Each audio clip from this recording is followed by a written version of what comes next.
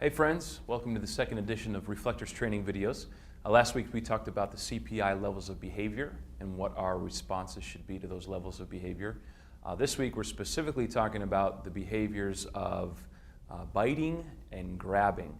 Now, it's probably obvious, but the best way to deal with a bite or a grab is to try to avoid it in the first place.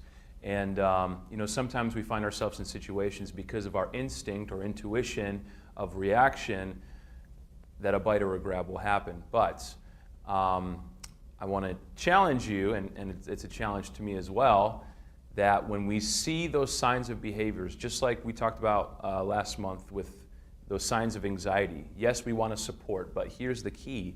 You want to support at a leg's length away, at a good distance away. Our instinct, when somebody's starting to show signs of anxiety or they're getting agitated or upset, is we want to get close and hey, it's okay, or how can I help you? What you're doing in that situation is you're setting yourself up for a beating, perhaps. I still remember my first year at Elam. There was a new student, and the first time I met him, I didn't really know him. But rather than taking my CPI stance, that leg's length away stance, I just assumed hey, he's a new kid. I want to make him feel welcome. So I got really close to him and I said, hey, what's up, man? And sure enough, I got a slap right across the face because I got in his space. So lesson learned. But so the best way to avoid a bite or a grab in general is just to keep your distance. When you start seeing those signs of anxiety or that a behavior might be coming on, or that they really need something, don't let yourself necessarily be that something that they can grab or bite or kick or punch or whatever.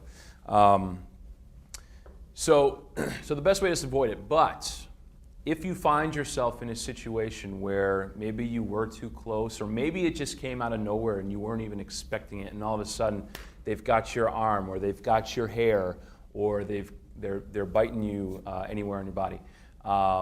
And sometimes it can come out of nowhere and you can't predict it. Most likely, if it's a strong grab or it's a strong bite,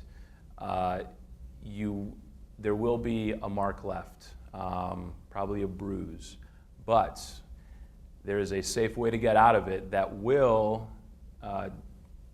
keep the skin from breaking, and that's really the best you can do in that point. But it's really a lot, actually, because if the skin breaks, especially with a bite, but even with a hair pull or someone who's really digging into your arm, if your skin breaks, that's how infection happens.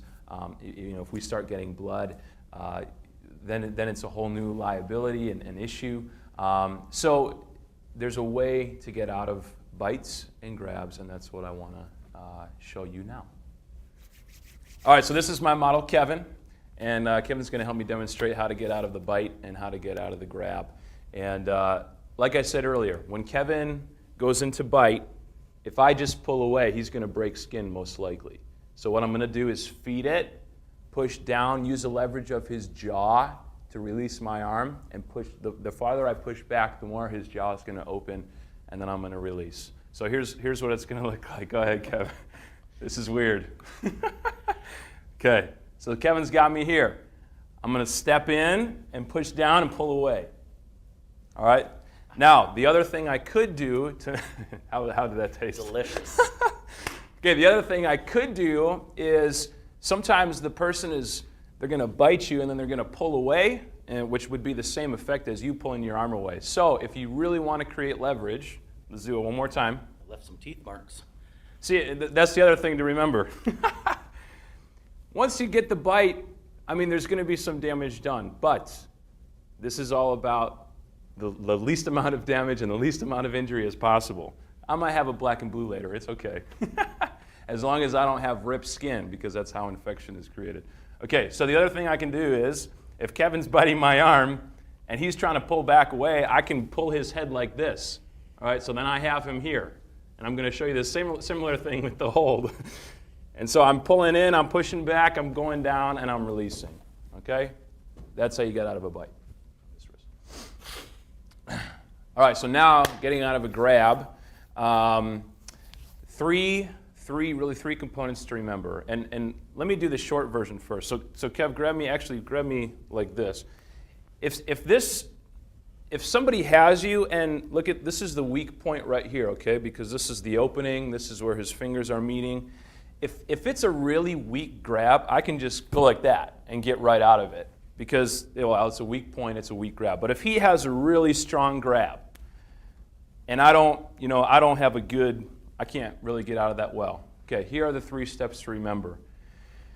If I push in, again, similar to the bite, instead of just trying to pull back, if I push in, okay, let go for a second.